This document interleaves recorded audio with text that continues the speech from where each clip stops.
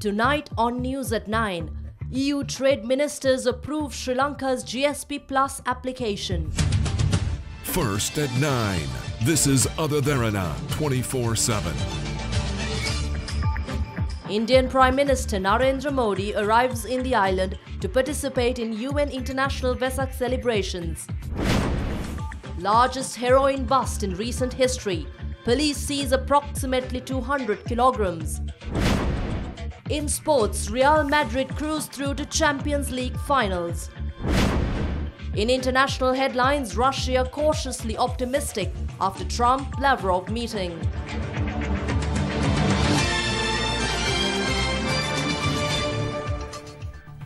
Good evening. This is your primetime news at 9 and I'm Indivari Amwatha. We start off with some good news from the European Union. The European Union Council of Foreign and Trade Ministers approved Sri Lanka's GSP Plus application late evening today. With this, Sri Lanka has received approvals from all three European Union institutions, that is, the European Commission, Parliament and the European Council. The official notification on entry into the trade facility will be finalized next week. We contacted Deputy Minister of Foreign Affairs, Dr. Harsha De Silva, shortly after the EU Council of Ministers granted approval to Sri Lanka's application.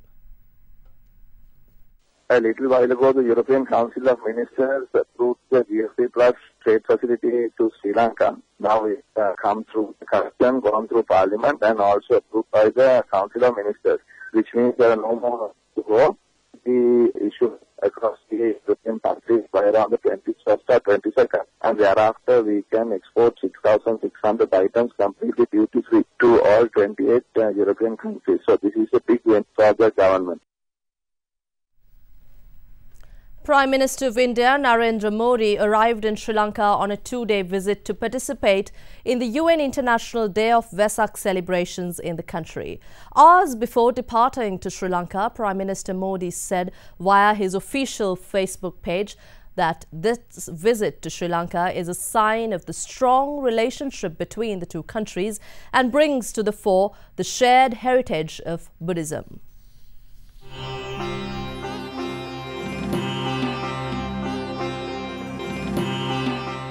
Making his second bilateral visit to Sri Lanka, Indian Prime Minister Narendra Modi arrived at the Bandaranaike International Airport in Kattunayake at 5:50 p.m. today.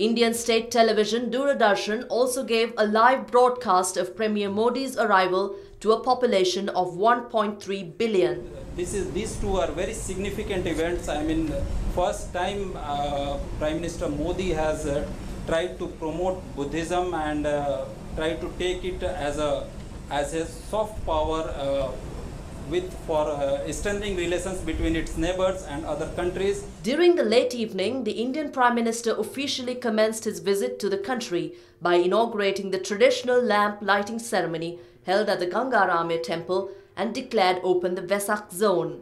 බුදුරජාණන් වහන්සේ බුද්ධත්වයට පත් වූ බුද්ධ ගයාව පත් කිරීම මුළු මහත් බෞද්ධ ලෝකයාම බුහුමන් දක්වන කාර්යයක්.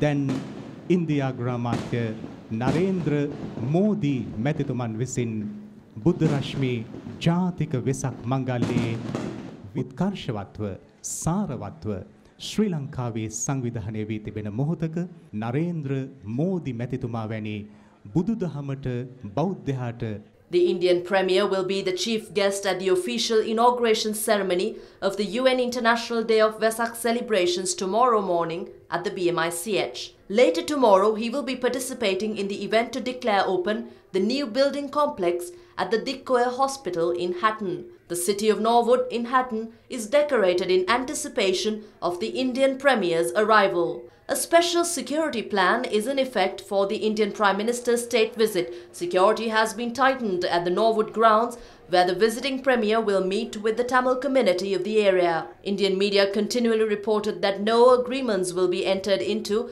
between the two countries during Premier Modi's visit to Sri Lanka.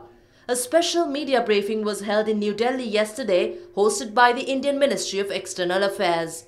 Prime Minister will be visiting Sri Lanka tomorrow. It will be a two-day visit from 11th to 12th May to participate as the chief guest at the 14th International Vesak Day celebrations. And he is visiting at the invitation of President Sirisena of Sri Lanka. Meanwhile, the Indian Prime Minister gave a brief description of his upcoming visit on Facebook hours before departing for Sri Lanka. He explained how his second visit to the country within a short span of 2 years portrays a strong relationship between the two countries. The Indian Premier further went on to say how his visit brings to the fore one of the most abiding links between India and Sri Lanka, the shared heritage of Buddhism. Modi also expressed his enthusiasm over having the opportunity to pay his respects at the temple of the sacred tooth relic in Kandy.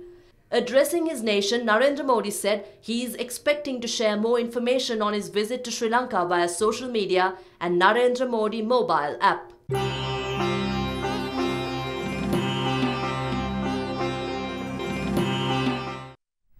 And a special traffic plan is in effect due to the visit of Indian Premier Narendra Modi, and certain roads in Colombo will either be partially or completely closed. Police said the traffic plan, which came into effect yesterday, will be implemented until 7 p.m. on Saturday. Accordingly, the stretch from the cemetery roundabout to Stanley Vijayasundara Junction along the Bauda Lokamavata will be closed under the special traffic plan. The section from Kinsey Road Junction to Maitland Crescent Junction along the R.G. Senanaik Mavata, as well as the stretch from Slave Island Junction to Pittala Junction along the James Peris Mavata, will also be closed. Furthermore, the section from Union Place to Braybrook Place along Dawson Street and the section from Hyde Park Road Junction to Muttaya Road, as well as the stretch adjacent to Park Street Junction along Braybrook Place, will also be closed. The section from the James Peris Mavata Junction to Park Street Junction on Jinaratana Road too will be subject to closure. All roads towards the port from the NSA roundabout along the Chaita Road will be closed as well. Moving on to other local news, approximately 200 kilograms of heroin was seized by police this morning in Chilao, making it the biggest heroin bust in the recent past.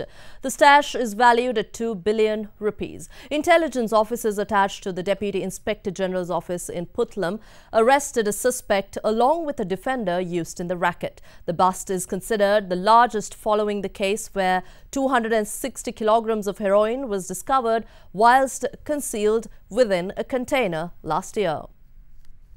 The intelligence unit of the Putlam district had received information 3 months ago of a heroin racket which uses fishing boats to bring the drug into the country. Accordingly, a special raid was conducted to arrest the racketeers this morning under the directives of the IGP. Intelligence officers arrested the suspect whilst transporting a stock of heroin packed in 198 plastic bags. The drugs were being transported by a defender in the island of Muthupanthia. The current trade value of the seized heroin stash is around 2 billion rupees. Police investigations revealed that the stock of heroin was transported to Sri Lanka from Pakistan by a ship which belongs to Dubai. The stock had changed vessels in the deep seas to a fishing boat before reaching the island of Muthupanthia. The 58-year-old suspect is a resident of Colombo, and police say he is involved in a vehicle spare parts business, and the defender in question belongs to his son. Police suspect a drug racketeer connected to the international narcotic racketeering network currently living abroad is behind today's bust. They added the network is also suspected of the attack on the police officers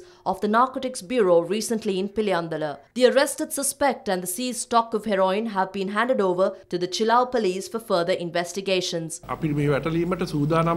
We prepared for this raid following the Piliyandala shooting. We deployed ample number of officers for this raid. The smugglers did not have a chance of escaping. In the meantime, police seized a stock of heroin weighing 3.5 kilograms valued at 35 million rupees at a trash heap along the DR Vijayawardena Mawatha in Maradana this evening. Police say the stock in question was uncovered during a search operation by the Maradana police.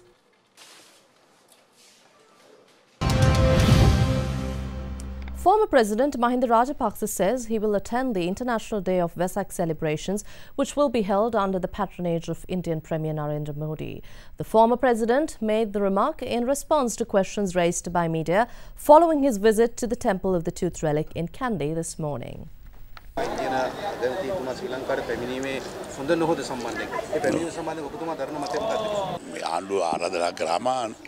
His visit to Sri Lanka is at our government's invitation. The results of the visit could vary. We are not attending the festival to meet Narendra Modi or to welcome him. United Nations has announced the day of Vesak as a Buddhist holiday. We will attend the relevant festival, but not any other event. His visit does not have any negative impact. If he signs agreements, that will be a problem. As I got to know, the agreement is already signed.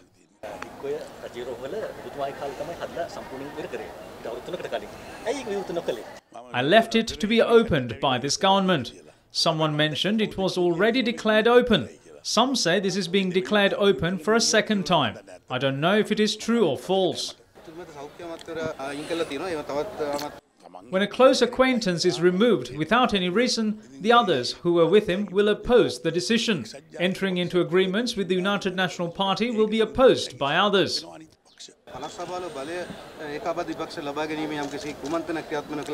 No, there is no such conspiracy. Regional Development Minister Field Marshal Sarath Fonseca insists former President Mahinda Rajapaksa does not need more security personnel than former President Chandrika Bandaranaike Kumaratunga. Responding to questions raised by media while attending an event in Kadawatha, the minister added that some of the many members have expressed their displeasure towards him being offered the deputy leadership of the United National Party.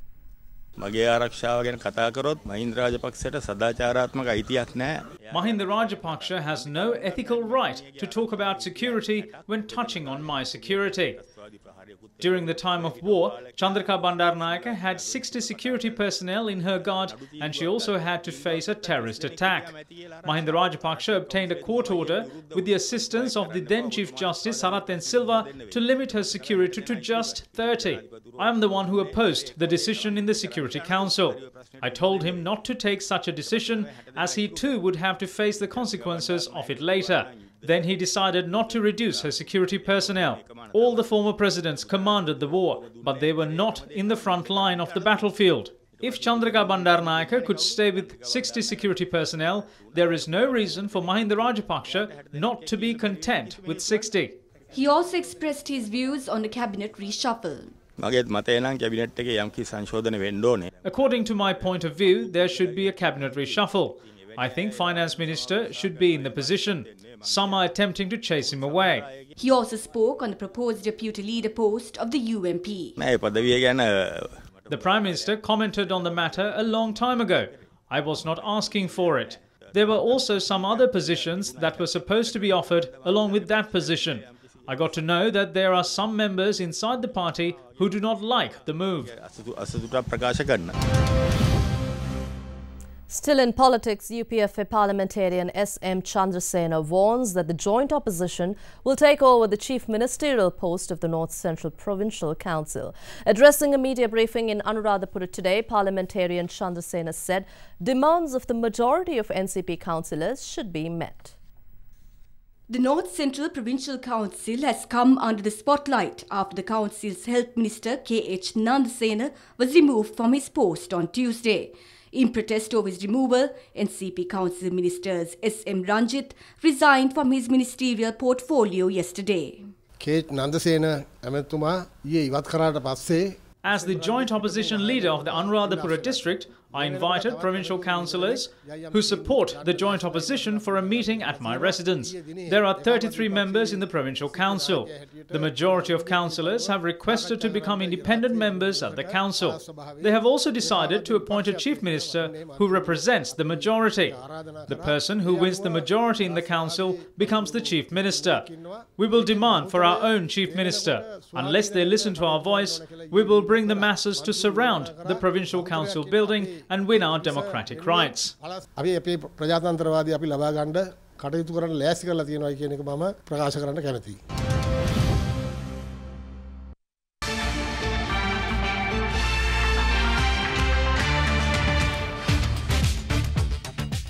Vesak is a time where artists are given the opportunity to showcase their talents, symbolizing religion and the culture of Sri Lanka. Several Vesak zones in Colombo were declared open under the auspices of President Maithripala Sirisena yesterday. We take a look.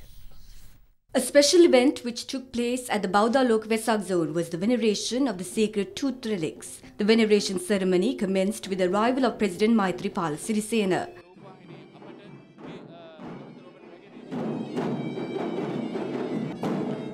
The President declared open the annual Navaloka Vesak zone organised by the Navaloka group of companies.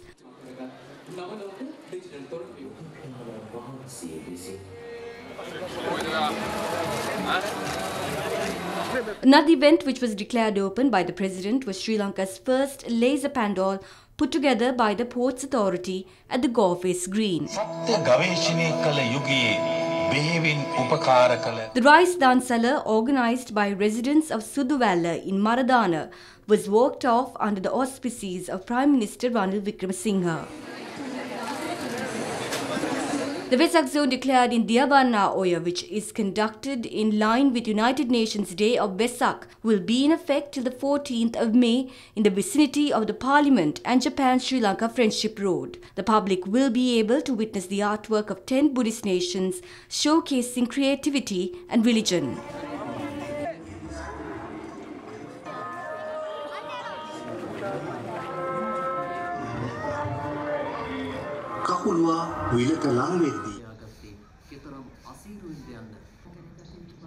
The Gangarama Vesak zone was decked with lanterns and pandals showcasing various artwork of Buddhism.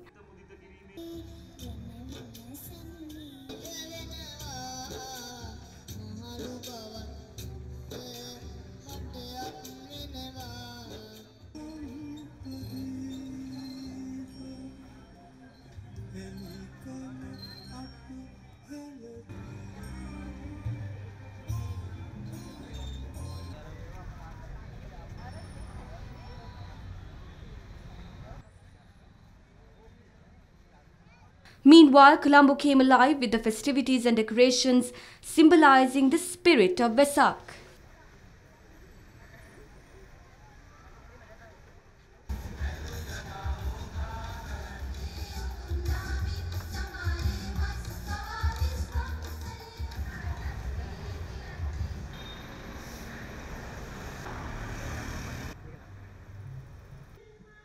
Meanwhile, the Lake House roundabouts and the Golf Face roundabout was lit up with decorations and festivities of the season.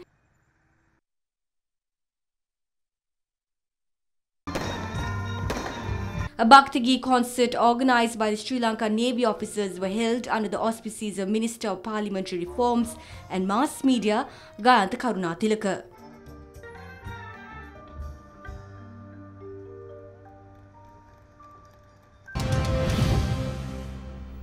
The Derana Sri Kalyani Vesak zone, organised by TV Derana and the Past Pupils Association of Sri Kalyani Dharma Vidyalaya, was declared open to the public last evening. The Vesak zone will be open for the public until the 14th of this month at the historical Kalaniya Rajamahavihara premises.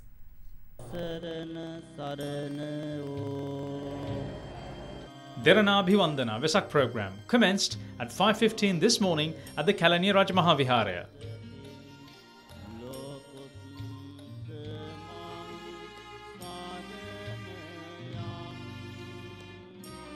Minister of Justice and Buddha Sasana, Dr. Vijayadasa Rajapaksha, and advisor of the International Vesak Day Operations Committee, Professor Asanga Tilakaratne, joined the occasion. Saplings were also planted at the Kalaniya Rajamahawihare premises under the campaign to plant 1 million saplings by the Nature Force of Manusat Derana.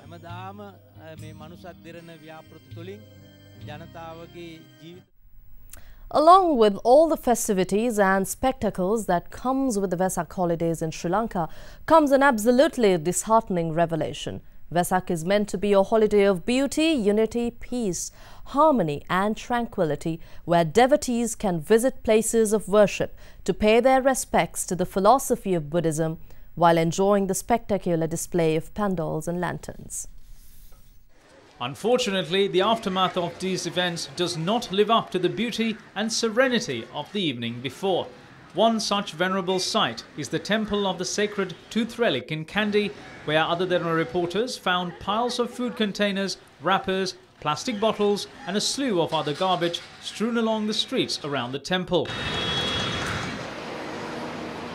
The Golface Green, which played host to the first ever pandal powered by laser technology, was left in a similar state of disarray today.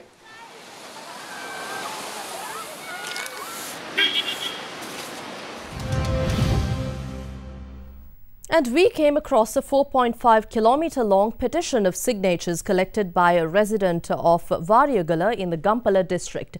U.G. Sugat had begun collecting signatures in a campaign to call for the ban of images of patrons of all religions being printed in an inappropriate manner. Collected over a period of 7 years and 9 months, this petition now holds 7.9 million signatures. U.G. Sugat says the compilation, spanning across 4.5 kilometers, will be open to public display in Peradeniya from the next, or rather for the next 3 days, through which he intends to press authorities to take action to ban the inappropriate usage of images related to religions. He has also obtained letters from 10,100 temples across the island pledging their support to his campaign. And the first phase of the construction of Sakya Janapada, a model of the historic town in which Prince Siddhartha was born and raised, was declared open by President Maithripala Sirisena today. The commencement of the construction of the Sakya Janapadaya took place as part of the celebration of United Nations Day of Vesak. The project aims to replicate the birthplace of Prince Siddhartha in the Sakya kingdom of the ancient town Kapilavastupura, including the 3 palaces Ramya, Suramya and Subha. The Sakya Janapadaya will be replicated as the place where he attained enlightenment and where he passed away. It will also include historical areas related to the Buddhist culture. This location will come alive in a 48-acre land in Kahapola Piliyandala with private donations worth 500 million rupees. Every year, thousands of Sri Lankans travel to Mahabharata with much struggle and difficulty amidst changing weather conditions, lack of amenities and supplies. Some even risk their lives attending this pilgrimage. We only travel there to witness the ruins during the period of Lord Buddha. After the completion of this project, we hope that Sri Lankans and even those living abroad will come to witness the model of Shakya kingdom in its former splendour. Shakya පුරවරේ එදා තිබුණේ කොහොමද කියලායි මාලිගා සහිතව බලා ගැනීමට වාසනාව තියෙනවා.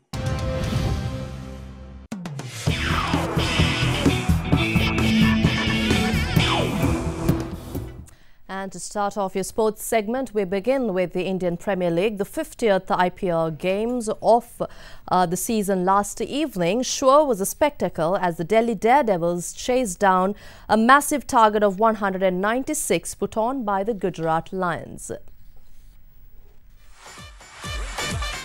After being put into bat, the Gujarat Lions put on 195 runs for the loss of 5 wickets in their allotted 20 overs, with Aaron Finch belting 6 fours and 4 sixes on his way to a 39-ball 69. Dinesh Karthik scored a quick-fire 40 while putting on a 92-run partnership with Finch. In reply, Delhi lost 8 wickets on their way to 197 with 2 balls to spare. Shreyas Iyer top-scored with a 57-ball 96. His only support came from Karun Nair, who chipped in with 30 at the top of the order, and Pat Cummins at the tail with 24.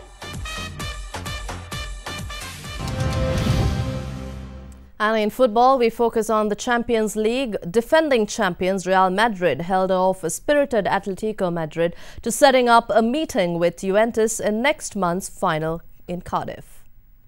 Real Madrid came into the second leg leading the tie 3-0 on the back of a Cristiano Ronaldo first leg hat-trick, eventually winning 4-2 on aggregate. Atletico stormed into an early 2-0 lead in last evening's game through Saul Niguez's header and Antoine Griezmann's cheeky penalty. It put them a goal away from levelling the aggregate. Real Madrid midfielder Isco put a halt to all hopes of a final for Atletico when he poked in a rebound after Toni Kroos's fierce shot was saved by Jan Oblak.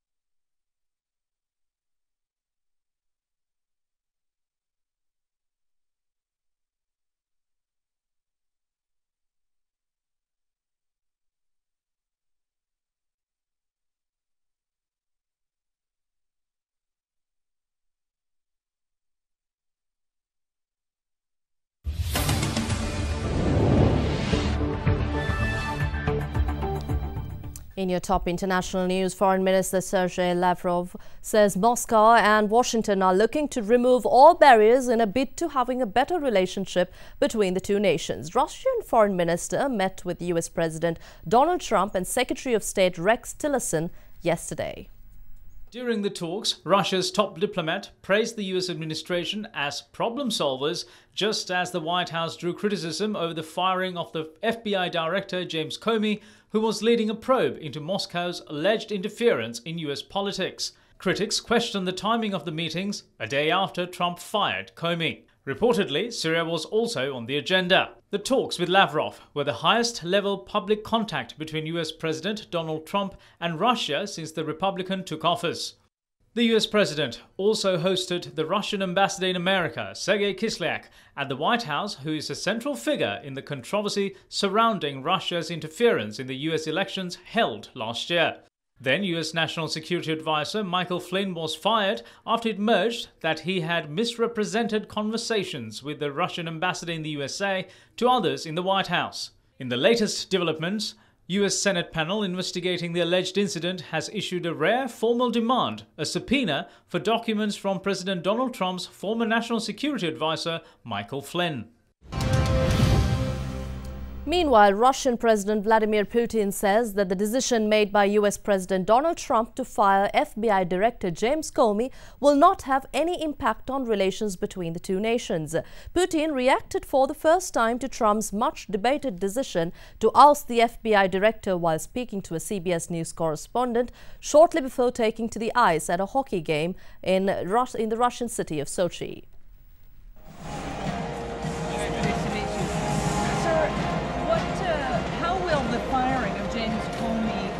U.S.-Russia relations? Как повлияет это на двусторонние отношения? Увольнение? Увольнение. Да никак не повлияет. There will be no effect. Ваш вопрос выглядит, вы не сердитесь, пожалуйста, он выглядит смешным для меня. Your question looks very funny for me. Don't be angry with me. Мы не имеем к этому никакого отношения.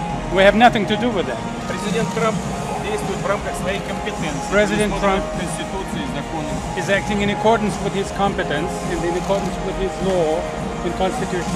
Мы здесь при чем? And what about us? Why we? Я вот видите, в хоккей собираюсь играть с любителями. You see, I'm going to play hockey with the hockey fans.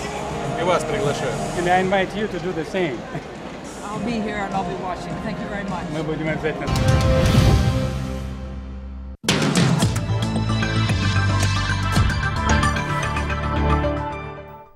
And in your weather forecast for tomorrow, showers or thunder showers will occur at several places in most provinces of the island during the afternoon. Rains also can be expected in the coastal region extending from Kankasanture to Hambantota via Mana, Putlam, Colombo and Galle during the morning hours. We now take a look at your city-by-city weather forecast for the next 24 hours.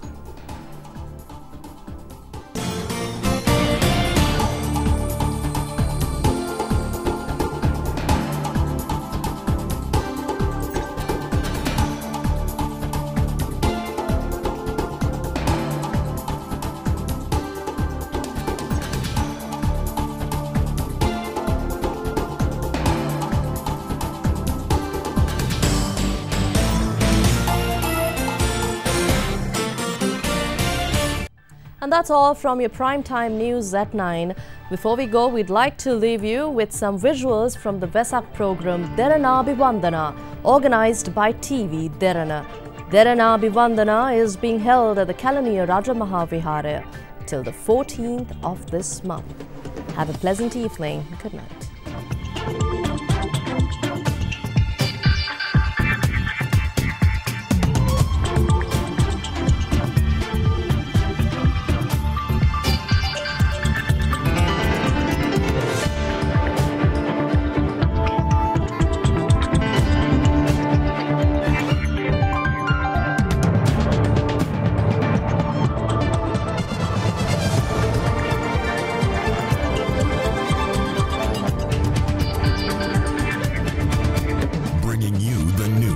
Information 24 hours a day. This is Sri Lanka's premier news channel, Derana 24/7.